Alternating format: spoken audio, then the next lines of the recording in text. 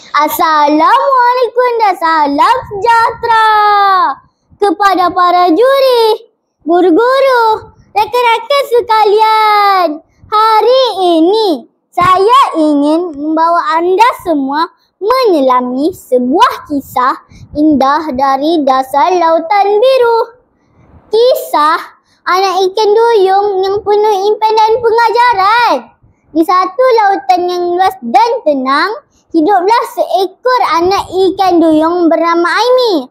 Aimi bukanlah ikan duyung biasa. Dia kecil, manja, tetapi sangat ingin tahu tentang dunia di atas permukaan laut.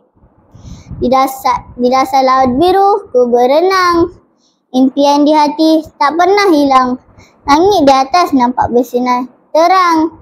Ingin ku jejak walau tak ku terbang. Setiap hari, Aimi bertanya kepada ibunya, "Ibu, bagaimana rasanya hidup di darat? Apakah manusia itu seperti kita?" Ibunya hanya tersenyum dan berkata, "Anakku, lautan ini rumah kita. Kalau hatimu jujur dan ikhlas, tak mustahil impianmu akan tercapai." Ikan duyung bersisir rambut di bawah sinar cahaya rembulan. Ikutlah hati suci dan lembut, kelak kau temui kebahagiaan. Pada suatu hari, Aimi menyelamatkan seorang manusia yang lemas. Namanya Saiful. Dengan penuh keberanian dan kasih sayang, Aimi membawa Saiful ke pantai. Saiful tidak pernah lupa jasa Aimi. Dia pergi ke pantai setiap minggu untuk bermain muzik untuk Aimi dari atas batu. Dan Aimi, dia menyanyi balik suara merdu. Kawan di darat, kawan di laut, persahabatan kita kuat dan kukuh. Walau berbeza rupa dan bentuk, kasih sayang tetap utuh. Namun tidak semua suka persahabatan ini. Raja Laut pun marah. Anak ikan duyung tidak boleh berkawan dengan manusia, bentaknya. Tapi Mira berani bersuara.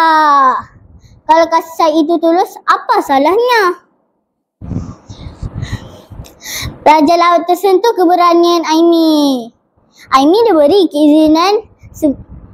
keizinan naik ke darat sebulan sekali untuk bertemu Saiful. Sejak itu, lautan dan daratan saling menghormati.